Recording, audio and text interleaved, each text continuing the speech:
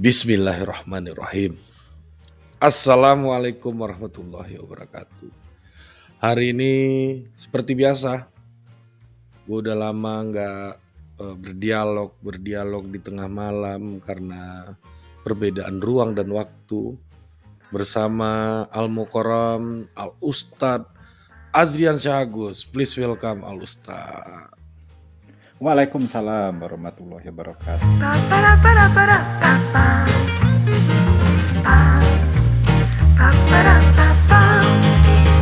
Kabarnya Al Ustad Azrian Syagus. Wah, baik-baik, Rik. Alhamdulillah. Gimana? Sudah mulai memasuki musim dingin ya sekarang ya. Udah, tapi belum dingin-dingin amat sih. Perubahan iklim. Belum ada salju ya. Belum ada salju ya. November kemarin ada, tapi karena habis itu anget ya saljunya nggak kelihatan lagi. Iya, ini orang-orang norak yang belum pernah lihat salju ini. Harus lihat lah. Kesini. Iya, ya di tempatnya Didit juga ada tuh, tempatnya Budi Adiputro salju. Tahu nggak lu di mana? Di Transnow. Oh, ada ya? Ada Transnow. Oh. Tempatnya Budi Adiputro itu. Jadi memang inilah orang Indonesia itu menginginkan melihat salju, terutama anak-anak setelah Frozen, nonton film Elsa. Frozen. Iya kan, termasuk anak gua juga pengen banget lihat salju gitu. Gak penting banget omongannya. Oke Bang, gua kalau warga total politik ini pasti sudah, masyarakat total politik ini juga gak penting gitu membahas apa bersama Azrian Syah Agus ini. Yang penting Al Ustad udah kelihatan di layar aja udah girang mereka ini. Aduh, jangan meremehkan Mas Topo lah. Ini substansi penting. Bukan cuman kemasan. Gak ada substansi. Kalau udah Azrian Syah Agus tuh udah gak peduli mereka udah. Makanya di tengah kesibukan gue mengadakan event-event dan total politik udah mulai menjadi IO sekarang. IO diskusi politik gitu. Nah kita harus kembali ke khitoh, yaitu mendengarkan tausiah dari Al Ustad Azrian Syah Agus. Udah terlalu banyak bersafari total politik sekarang. Iya, kebanyakan safari. Kayak ini ajudan pakai safari. Ya gimana? Oke Bang. Gimana, Rik? Jadi memang di Indonesia ini istilah pribumi gitu itu menjadi terminologi politik yang masih relevan lah dalam algoritma politik kita gitu. Sama kayak di Malaysia kan bahkan ada partai pribumi gitu, partai Melayu gitu. Tapi di negara-negara ya terutama bekas jajahan Spanyol gitu misalnya, kebanyakan kata pribumi ini malah sesuatu yang anomali gitu. Bahkan di Amerika kata indigenous itu menjadi kategori politik yang tidak relevan gitu. Nah, kenapa terjadi perbedaan gitu, ada negara yang menganggap purifying gitu ya atau pribumisasi itu penting, tapi ada juga negara-negara yang menganggap konsep soal pribumi itu tidak begitu penting di dalam kategori politiknya gitu. Silakan Al Ustad. Ya. Ya itu kembali ke proses terbentuknya negara dan juga proses bagaimana kapitalisme itu pengaruhnya sampai ke wilayah itu. Sehingga narasi tentang native, indigenous itu bisa muncul. Kalau di Indonesia istilahnya itu kan pribumi. Kalau di Malaysia itu bumi putra. Nah, kalau di Indonesia bumi putra itu kan jadi asuransi. Tapi kalau di Malaysia itu istilahnya itu bumi putra. Udah mulai kocak nih Al Ustad sekarang kayaknya. Oh, ini ngomong serius ini bukan? Iya. Ya udah lanjut. Nah itu karena perbedaan menurut saya itu karena perbedaan pola kolonialismenya juga. Kolonialisme itu kan ekspresi dari kapitalisme kan. Jadi kebutuhan akan kapital itu terekspresikan melalui aksi-aksi yang berbeda-beda, salah satunya itu adalah kolonialisme. Nah, kolonialismenya Belanda dengan kolonialismenya Inggris itu berbeda dengan kolonialismenya Spanyol dan Portugal.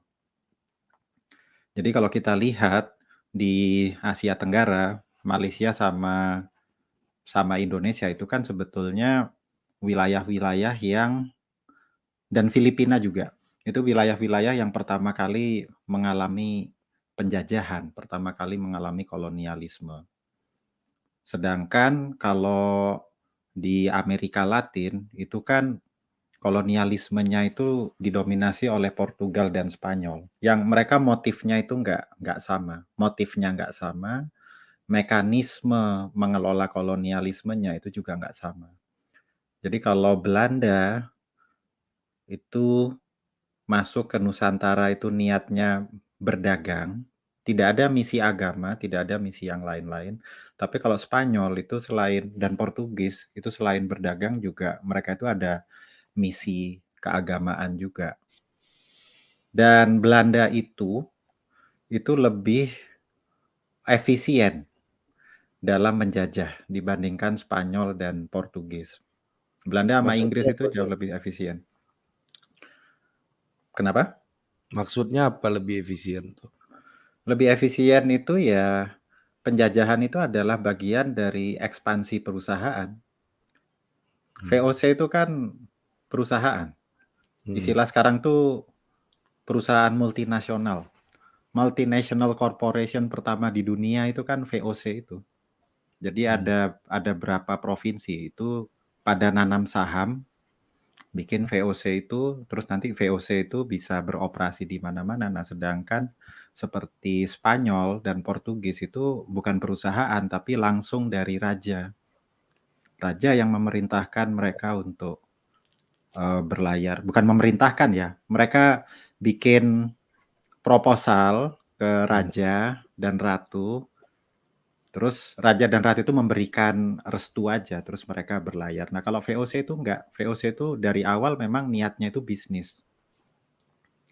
Nah, konsekuensinya adalah seperti Belanda itu nggak pernah punya niat untuk menetap di daerah jajahannya. Sehingga pegawai-pegawai dari VOC yang masuk ke tanah air itu ya setelah selesai ya pulang kembali ke negaranya. Bukan menetap dan bercampur dengan warga di situ. Sedangkan kalau Spanyol, Portugis itu mereka itu kan menikahi warga setempat dan banyak yang nggak kembali kan karena mereka mau bikin koloni di situ. Sama seperti Inggris di Amerika itu kan memang membuka Amerika untuk jadi koloni. Tapi kalau Belanda kan enggak. Yang penting perdagangan dimonopoli, ya udah pegawai-pegawainya itu habis itu pulang, habis itu pulang, habis itu pulang gitu. Nah, akibatnya adalah percampuran itu berdampak kepada identitas dari warga di situ. Jadi kalau kita kenal istilah mestizo, nah itu Hmm. kan mestizo itu lebih dominan di wilayah-wilayah yang bekas jajahan dari Spanyol, Portugis kan. Tapi kalau bekas jajahan Belanda kan itu nggak banyak yang bercampur gitu. Nah dari situlah maka muncul perbedaan dari politik indigenous di kawasan bekas Bang Zri, jajahan. Heeh, ya, halo. Wah, halo, halo, halo. Ah, putus. halo Bang. Halo? Ya, Putus ya? ya. Kita lanjut aja mestizo. Enggak, dari mestizo. Ya, jadi kita kan nggak terlalu familiar dengan istilah mestizo, nggak seperti bekas jajahan Spanyol sama Portugis kan. Nah, disitulah terbentuk kesadaran tentang identitas itu, gitu. Dan dari situ juga ada stratifikasi sosial itu juga berasal dari situ kan, yang kalau kata Furnivall itu pluralis society. Hmm. Jadi yang orang Eropa itu ada di puncak piramida struktur sosial masyarakat, terus di tengah-tengah itu adalah orang-orang dari timur jauh atau timur dekat seperti orang Tionghoa, orang Jepang, orang Arab, dan yang lapisan paling bawah itu adalah orang indigenous atau pribumi atau bumi putra itu. Nah, gue ingat dulu tahun 2016 ya, 2013 ya, Evo Morales terpilih menjadi presiden Bolivia kan. Nah, Ya, ketika itu bagaimana isu dia sebagai indigenous ini menjadi eh, jualan dalam tanda kutip ya, menjadi perbincangan di mana-mana bahwa ini indigenous pertama gitu ya, orang hmm, yang menjadi presiden di presiden. Bolivia. Nah, Ya, sementara identitas keindigenousan itu, kenativan itu di negara kayak kita dan Malaysia itu menjadi sesuatu yang lebih vital gitu perannya gitu ya dalam menentukan basis elektoral gitu, dalam menentukan identitas politik gitu. Nah, itu maksud gua. Jadi eh, apa gitu ya yang menjadi penentu utamanya gitu Bang, sehingga kata eh, native ini menjadi relevan atau kurang relevan gitu. Di Amerika kan nggak terlalu relevan gitu. Apa mata-mata soal jumlah atau gimana? pertama sih soal distribusi kapitalnya. Hmm, Jadi eh, politik identitas yang apakah ini orang indigenous atau enggak, itu kan masalah keadilan dalam distribusi kapital. Kenapa Evo Morales itu dianggap sebagai salah satu, terpilihnya Morales itu dianggap sebagai salah satu momentum penting dalam politik Bolivia itu karena orang-orang indigenous yang di Bolivia itu mayoritas dan selama ini tuh nggak pernah jadi presiden, presidennya itu orang campuran, orang kulit putih, itu bisa jadi presiden. Itu jadi hal yang eh, membelalakkan mata. Karena ini gimana ceritanya orang-orang dari kelompok ini selama ini tuh nggak pernah jadi presiden kok sekarang bisa jadi presiden. Dan itu jadi penting karena identitas itu bukan semata-mata menyangkut oh saya orang asli atau saya orang pribumi, tetapi itu terkait erat dengan ketidakadilan sosial yang mereka alami. Kapital yang sekian banyak yang selama ini dikuasai orang kulit putih, nah sekarang itu jadi pindah ke orang yang uh, indigenous-nya gitu. Mikrofon. saya kan juga sama, yang indigenous ini juga nggak pernah memegang kapital yang dominan juga gitu ya. Dan di Malaysia juga sama gitu. Tapi di dalam identitas politik itu lebih relevan gitu. Karena sejak awal negaranya itu dibentuk, yang memegang kekuasaan kan memang orang orang indigenous-nya. Tapi kalau Hmm, di Amerika Latin itu kan proses oke. dekolonisasi dari Spanyol itu kan diinisiasi oleh elit-elit yang mereka itu orang-orang keturunan Spanyol semua. Hmm, Ya mungkin kalau mau yang lebih familiar kita lihat Timor Leste lah. hmm, hmm, Timor Leste itu kan lebih sayang sama Portugal daripada sama Indonesia kan. hmm. Malah mereka tuh memperingati loh tanggal berapa gitu. Setiap tahun ini adalah tanggal pertama kali Portugis mendarat di Pulau Timor. Itu mereka peringati itu. Kenapa? Ya karena elitnya itu banyak yang masih keturunan Portugis. Hmm.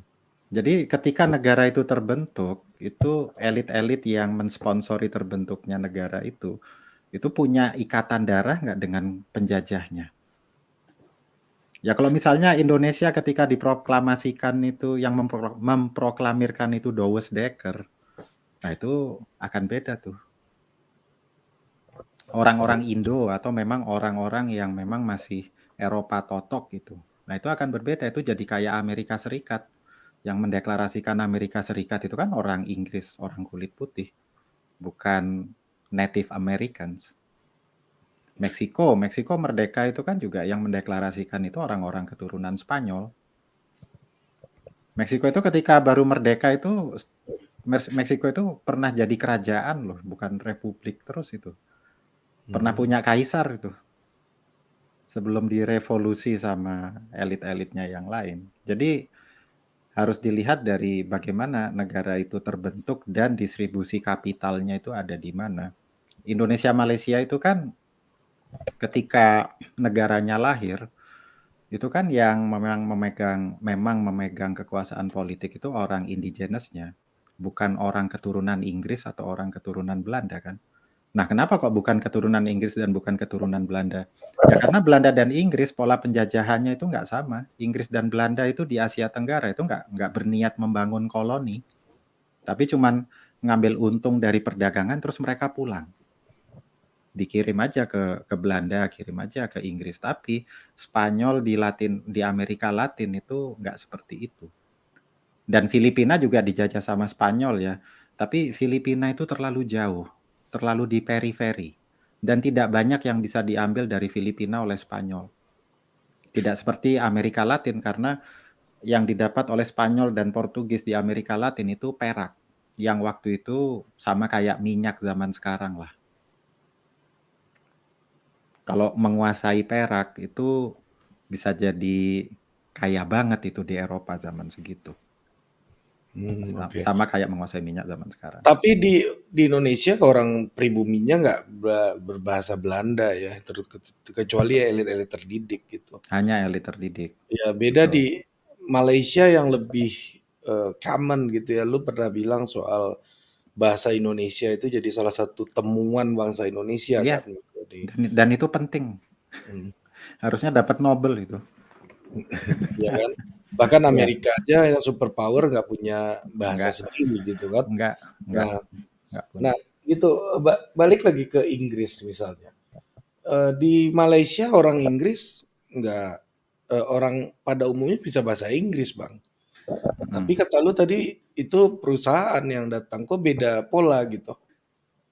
Iya, kan ada British Indian Company, East Indian Company kalau Inggris tuh yang markasnya itu di India. Polanya berbeda, tapi kita lihat juga itu Malaysia itu kan ada 3 kelompok etnis besar kan, ada Melayu, ada etnis Cina, ada India, dan Indianya itu kebanyakan India Selatan, bukan India yang kayak Uttar Pradesh atau Punjab, itu bukan. India apa sih namanya? Lupa saya. Nah, Kamil bukan? Tamil betul, yang dekat Sri Lanka itu. Dan mereka itu kan baru masuk ke Malaysia itu kan abad 19. Berbeda dengan orang Tionghoa di Indonesia yang sudah masuk ke Indonesia itu dalam beberapa gelombang dan itu sebelum itu. Ya tapi terus masuk lah sampai kayak Lim Swee Liong itu kan baru masuk Indonesia tahun 30. Tapi bergelombang-gelombang gitu loh.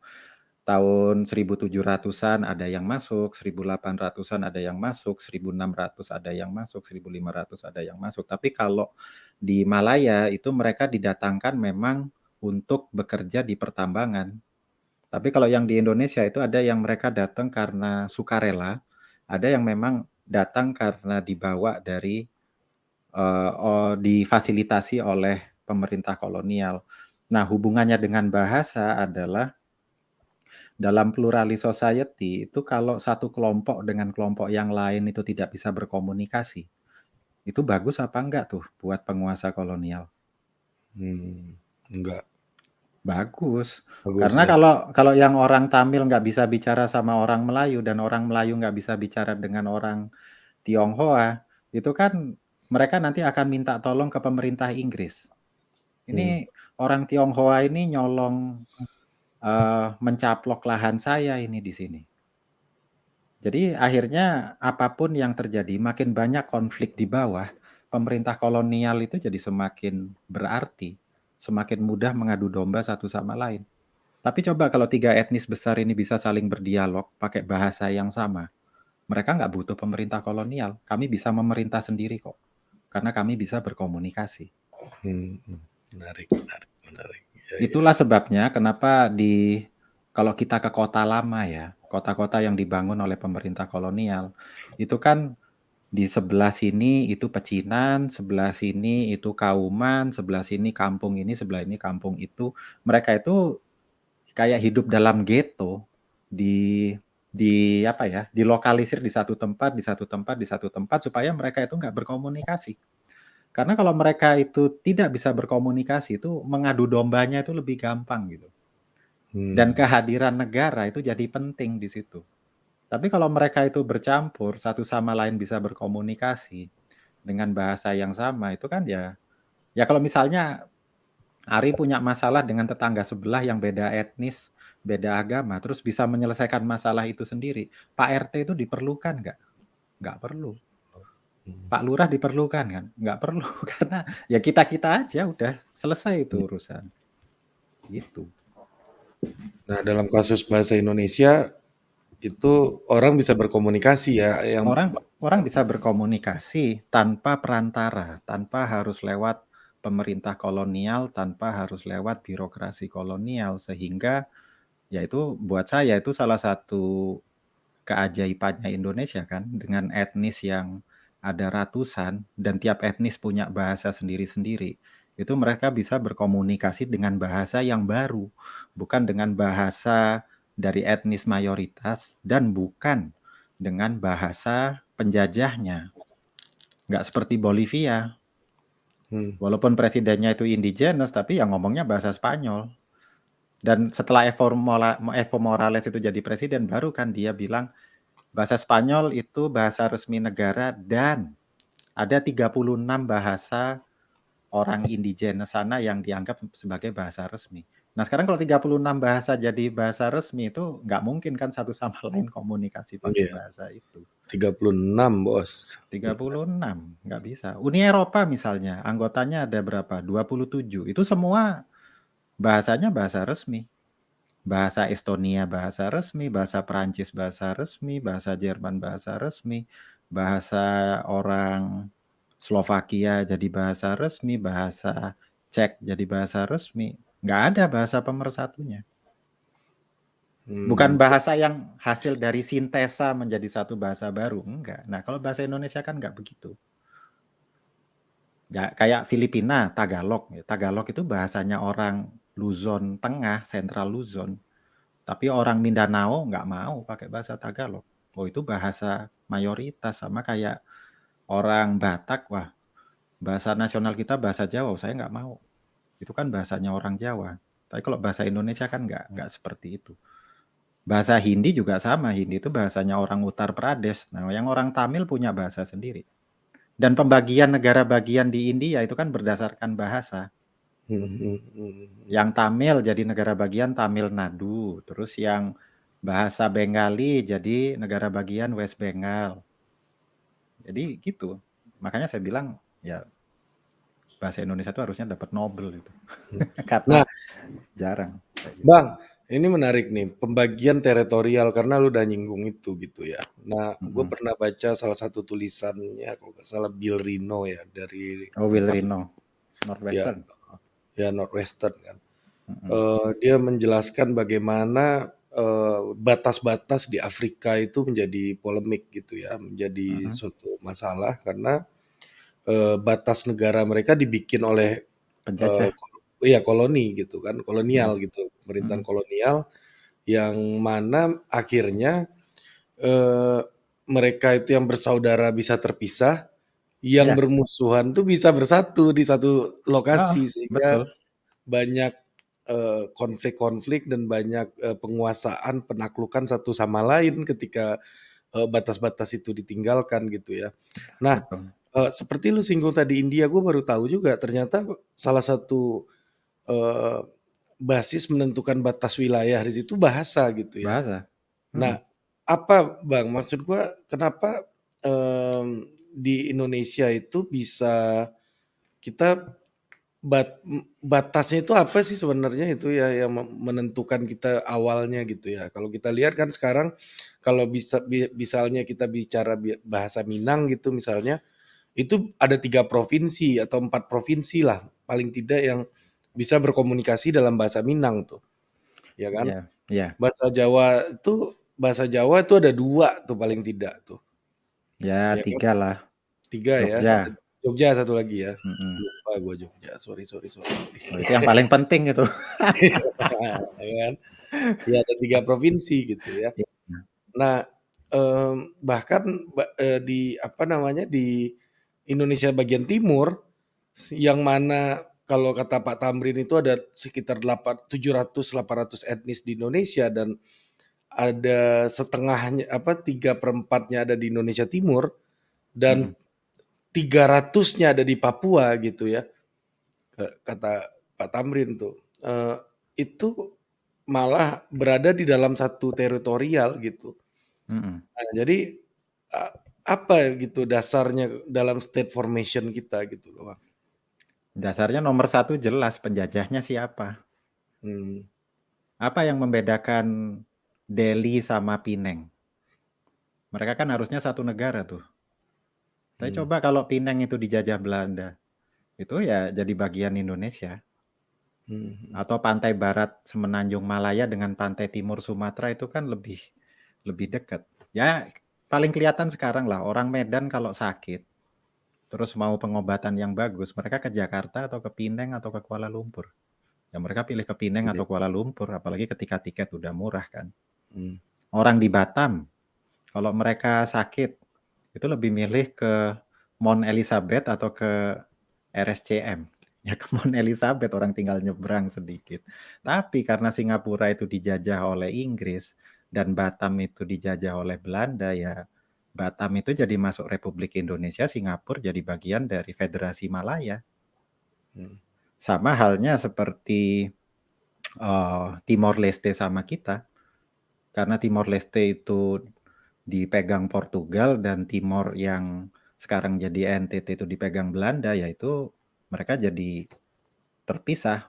Orang yang di Atambua dengan orang yang di perbatasan Timor Leste itu kan sebetulnya mereka mungkin satu suku atau mungkin satu marga, tapi ya terpisah aja jadi dua. Atau kayak di Sebatik, itu saya pernah ke sana itu ke rumah yang dapurnya masuk Malaysia tapi ruang tamunya masuk Indonesia. Ya mereka itu kan mhm, sebetulnya satu famili, tapi hanya karena beda penjajah dan ketika penjajahnya itu bikin perjanjian bahwa yang menjadi batas antara Indonesia dan batas antara Belanda dengan Inggris itu adalah sekian derajat lintang utara. Ya akhirnya keluarga itu jadi dapurnya jadi masuk Malaysia, ruang tamunya jadi masuk Indonesia. Jadi perbatasan itu kan konsep yang abstrak. mhm, Yang kalau kita lihat di dunia nyata, kita ke lapangan, perbatasan itu nggak ada. mhm mhm. Yang bikin perbatasan itu ya penjajah dan ya negara lah yang bikin perbatasan itu, bukan masyarakat. Kecuali kalau perbatasannya itu sifatnya bentang alam ya, kayak sungai atau gunung atau laut. Itu Tuhan yang bikin kan? Nah, itu Tuhan yang bikin dan kita yang memberi makna, oh ini batas. Mhm mhm mhm. Kalau kita melihat laut sebagai pemisah atau sungai sebagai pemisah, kita nganggap, oh ini batas kita. Sebelah sana udah bukan kita. Nah, itu kan kita yang memaknai. Tapi kalau perbatasan negara yang kita bahas sekarang, itu kan negara yang bikin. Inggris sama Belanda bikin kesepakatan, Sebatik dibelah dua, ya udah jadi. Terus Inggris sama Belanda sepakat, Papua yang sana itu masuk Inggris, Papua yang sebelah barat masuk Belanda. Ya udah ditarik. Pokoknya kalau di peta, kalau garis perbatasannya itu udah lurus tuh, garis lurus. Nah, udah ini pasti kerjaan pegawai-pegawai kolonial ini. Bikin batas semaunya sendiri. Kayak perbatasan Mesir sama Libya itu kan cuman garis lurus. Perbatasan antara Aljazair sama Mali itu cuman garis lurus. Atau kayak negara bagian di Amerika lah, itu kan garis-garis lurus semua karena itu perbatasan yang hanya dibuat ngelihat peta, terus habis itu oh ya udah kita belah aja berdasarkan garis lintang sekian dan garis bujur sekian. Tidak melihat bentang alam. Mhm. Perbatasan India Pakistan tuh kayak gitu dibikinnya. Itu yang bikin lawyernya Inggris itu. Sehingga ada jutaan orang yang Islam yang tinggal di wilayah India terpaksa harus pindah ke Pakistan. Dan ada jutaan orang Hindu yang tinggal di wilayah Pakistan harus pindah ke India. Makanya di India ada negara bagian Punjab dan di Pakistan ada juga negara bagian namanya Punjab. Karena dulunya itu satu itu. Yang di India kota besarnya namanya Amritsar, kalau yang di Pakistan nama kota besarnya apa ya, saya lupa. Tapi itu sebetulnya satu tuh, waktu mereka masih di bawah Inggris. Tapi ketika Pakistan dan India berpisah, ya Pakistan punya Punjab sendiri, India punya Punjab sendiri, dan etnisnya ya Punjabi. Ya termasuk mungkin Pak Ram Punjabi yang punya Mungkin Putih bikin film Vision itu. ini ya. Tapi Heeh. namanya itu orang Punjab itu. Gitu. Nah, Mmm, kalau Indonesia itu ya pertama pemerintah kolonial, terus kalau provinsi, nah provinsi itu banyak faktornya. Tapi kalau kita lihat, itu pemerintah tahun 50 itu banyak mengadopsi, meneruskan pembagian yang sudah dibikin oleh Belanda. Dulu kan ada istilah karesidenan kan, mhm, ada residen, sekarang udah nggak ada itu. Kita cuman bisa lihat di plat nomor aja tuh, plat nomor iya mobil. Kalau iya. Z, plat nomor Z, nah itu bekas karesidenan Priangan Timur. Plat nomor F itu karesidenan Bogor, jadi Iya. Bogor, Sukabumi, Cianjur. G Pekalongan, H Semarang Nah, gitu kan. ya kayak gitu. Nah, itu kan peninggalan hanya meneruskan administrasi yang sudah dibikin oleh Belanda. Dan Sumatera juga kan dulu dipecah 3 kan, utara, tengah, sama selatan. Mungkin salah satu pertimbangan Belanda itu bahasa juga. Yang tadi Arput bilang ya kayak di bahasa Minang kan paling nggak 3-4 provinsi itu bisa tuh dikelompokkan jadi satu provinsi. Dan itulah yang terjadi. Itu yang namanya Provinsi Sumatera Tengah itu. Ibu kotanya Bukit Tinggi itu. Mencakup Sumatera Barat, Riau, Jambi. Mhm. Itu. Makanya ada istilahnya Sumba Riau Jambi dulu kan. Mm-mm. Ya, festival band Sumba Riau Jambi gitu. Ah gitu dulu tuh main itu. Juara satu sesumba Riau Jambi dari yang ikut. Ya. Jadi intinya itu ada keberlanjutan, ada kontinuitas antara pola administrasi di masa penjajahan dengan setelah merdeka. Jadi narasinya Bung Karno bahwa kemerdekaan itu adalah jembatan emas menuju kemakmuran. Nah, itulah yang membuat kita itu kadang-kadang suka lupa bahwa apa yang kita jalani sekarang itu sebetulnya kita meneruskan apa yang dilakukan pemerintah kolonial dulu. Apa Bukan yang bukan sesuatu yang 100% baru itu ya enggak. apa yang membuat sesuatu itu continuity dan apa yang membuat dia transformasi gitu? Inkrementalisme, inkrementalisme itu kan apa yang udah pernah dilakukan sebelumnya udah kita terusin aja. Selama ini nggak mengganggu kita, nggak mengancam kepentingan kita, ya kita terusin aja. Ya kayak pembagian provinsi misalnya, kalau itu memang tidak mengganggu kepentingan negara kan ya nggak akan dirubah. Tidak mengganggu kepentingan para elit ya diterusin aja. Ya kayak rumah-rumah elit di Menteng lah, itu kan dulu yang tinggal kulit putih. Mhm. Nah sekarang yang tinggal siapa? Orang indigenous tapi yang kedudukannya sama kayak kedudukan orang kulit putih di masa kolonial. Nggak direvolusi kan itu. Menteng itu kan nggak direvolusi, nggak dirubah. Ini rumah-rumah mewah kita Sikap rubah jadi rumah sangat sederhana atau rusunami atau rusunawa kan enggak ya nggak dibiarin ada justru kita ngerasa wah saya jadi gubernur jenderal ini kalau saya tinggal di sini. nggak ada rusunawa di Menteng kayaknya ya. Nggak ada. Nah itu dulu itu ini guyonannya Ben Anderson atau George Adi Condro saya lupa. Jadi mereka itu kalau guyon tuh zaman kolonial itu hanya ada satu jenderal yang jadi gubernur. Tapi setelah merdeka itu ada banyak jenderal yang jadi gubernur. Kalau dulu kan gubernur jenderal cuma satu. Nah, tapi setelah merdeka itu jenderal gubernur itu ada banyak karena hampir semua gubernur itu pasti jenderal. Itu Nah, kan joke yang sangat tajam mengkritik bahwa ya kita merdeka tapi kelakuan kita tuh masih kolonial ya. kolonial gitu loh. Cuman beda beda warna kulit aja. Nah, Bang, gue pernah baca bukunya Peter Berger itu The Pyramid of Sacrifice gitu ya. Hmm. Nah, dia menjelaskan bagaimana ada Yankee University kan di Meksiko tuh, ya kan? Dia kampusnya itu dekat dengan piramida pengorbanan manusia itu yang kemudian pernah ditimbun oleh penjajah Spanyol dan kemudian di atasnya dibangun gereja-gereja gitu. Nah, Hmm. eee ada sebuah kesimpulan bagaimana, sejarah itu baru mulai dihitung gitu, ketika kolonial datang itu menjadi sebuah tanda sejarah itu baru dimulai. Mmm, Ketika Spanyol datang ya itulah sejarah yang baru dimulai gitu ya. mhm. Nah, eee, poin gue adalah gue mau nggak tahu ya menurut lu gimana gitu, eee, ini kan kolonialisme ini juga awal dari apa yang kita sebut sebagai modernisasi gitu di dunia ini hari ini gitu, Mmm, ya kan. Jadi mhm. mereka mematok sebuah standar universal gitu, Bang. Nah, mmm, kenapa ada penjajah-penjajah yang bisa sampai ke akar-akarnya mengubah semua kultur, tatanan sosial kayak Spanyol lakukan di apa namanya, di Meksiko itu, dan ada juga yang nggak mengurusi gitu, tata kelola struktur masyarakatnya itu yang nggak perlu dia ubah-ubah gitu.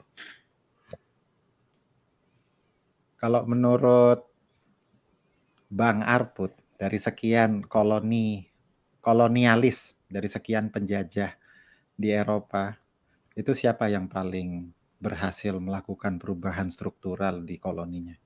Ya Spanyol menurut gua, Kalau menurut saya sih Perancis. Prancis, oh iya, heeh heeh. Karena Spanyol itu nggak ngurusin koloninya. Iya kayak Spanyol itu lepas militer, tangan loh. iya, Dibandingin Belanda, Spanyol itu jauh lebih tidak mau bertanggung jawab sama koloninya daripada Belanda. mmm, Cuman Belanda itu lebih, istilah saya, lebih efisien. Jadi dengan modal sesedikit mungkin itu bisa dapat profit sebanyak mungkin. iya, Tapi Belanda goda itu masih masih mencoba melakukan perubahan-perubahan di koloninya. Kalau makanya Spanyol itu enggak. makanya ada istilah go Dutch gitu ya, Apa tuh? makan Istilah apa? bayar. Kalau di Australia lu nyebut go Dutch itu artinya makan bayar sendiri-sendiri Ya atau ini bahasa Inggrisnya bantal guling itu, Dutch wife. Dutch wife ya, Karena mereka efisien, nggak mau bawa istri, ini iya, terlalu costly. costly, iya Bawa betul, bantal aja buat nemenin, buat Dutch dipeluk-peluk wife, waktu tidur, itu Dutch wife.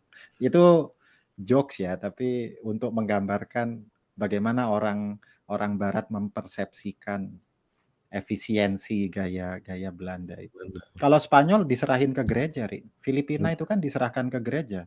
Madrid itu nggak banyak ikut campur di Filipina itu. Karena yang penting bisa dakwah, ya udah selesai urusan. Di Amerika Latin juga begitu. Tetapi yang membuat di Amerika Latin itu lebih dinamis ya, upaya ada revolusinya banyak, terus ada gerakan sosialnya itu lebih intens, itu adalah karena eh, kesenjangan sosial itu sangat terikat dengan warna kulit dan asal-usul mereka itu bagaimana.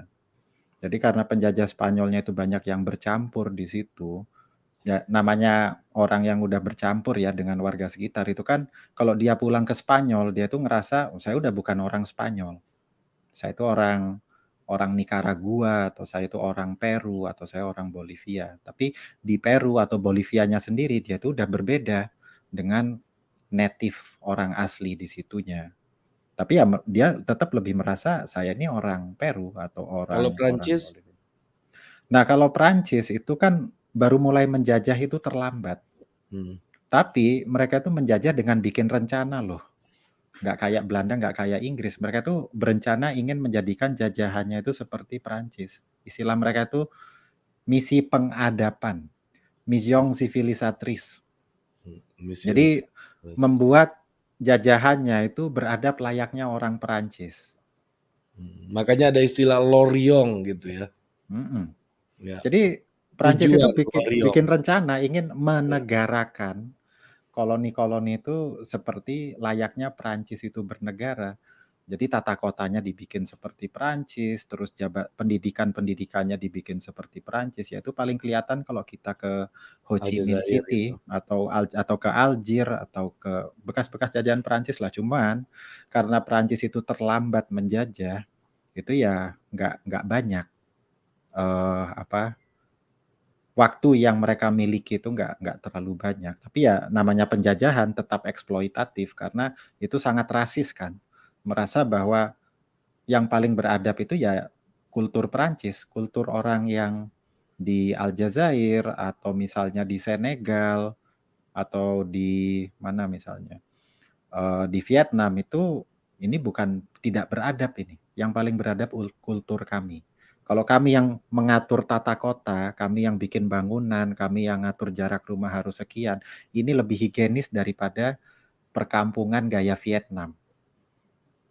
Nah, itu yang ada di kepala mereka tuh pokoknya yang paling bagus Perancis. Selain itu tuh tidak beradab. Jadi sangat rasis, sangat diskriminatif. Cuman dibandingkan dengan negara-negara yang lain, Perancis itu udah punya misi yang lebih besar. Terukur ya, standarnya lebih KPI-nya lebih jelas gitu ya. Apa ya, lebih ambisius sih, ambisius yang mereka sendiri itu sebetulnya nggak mampu gitu loh. Tapi kalau kayak Inggris sama Belanda itu kan udah yang penting dagang, udah selesai. Nggak ada tuh cerita mau mengadapkan orang segala macam, itu kan terlalu romantis lah kalau kata saya tuh. Ya tapi kalau kayak Inggris kan masih ada Commonwealth ya, masih ada misi-misi ratunya yang masih membuat mereka ya ada inilah Bang, ada konektivitas gitu antara sesama alumni jajahan Inggris gitu ya. Hmm. Dibandingkan Belanda, Belanda kan nggak ada gitu. Ya nggak ada karena mereka itu juga di Eropa itu kan sangat terancam Hmm. dan kecil juga. Kalau Prancis itu kan emang kekuatan besar di Eropa, makanya ketika mereka menjajah itu kayak apa ya? Itu tuh kayak kalau di sepak bola itu kayak emirnya Qatar dengan pangeran Saudi, dengan emirnya Abu Dhabi dan emirnya Dubai, itu rebutan beli klub-klub Eropa. Terus nanti waktu mereka arisan kumpul-kumpul, ini loh klub saya ini yang paling keren bisa beli Neymar. Terus yang satu bilang, saya lebih keren, saya bisa hire Pep Guardiola.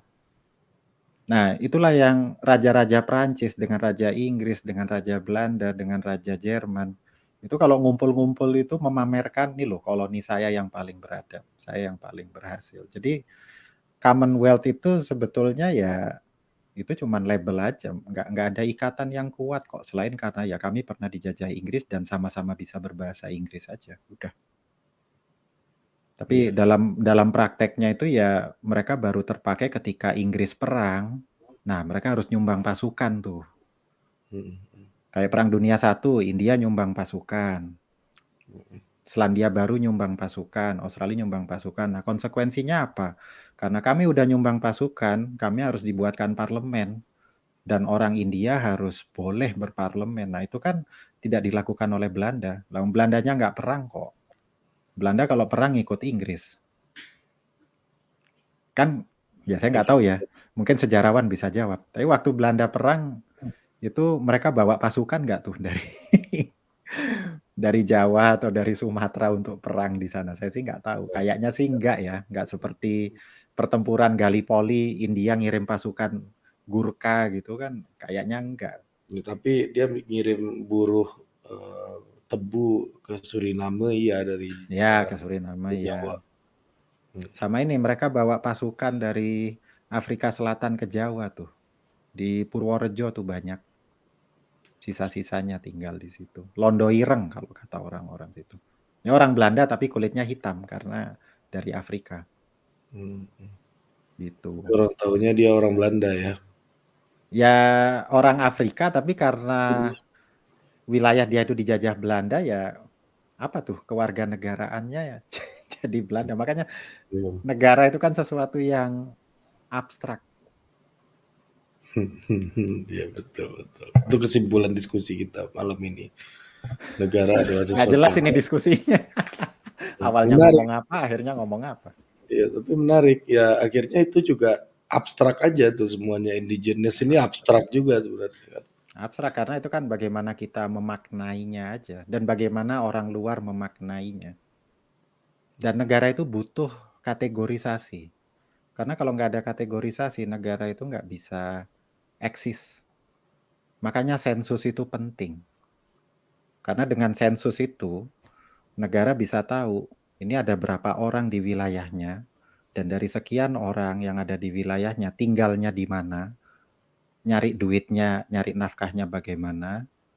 Nah, terus untuk memudahkan jutaan orang itu supaya gampang, itu ya dibuat kategorisasi.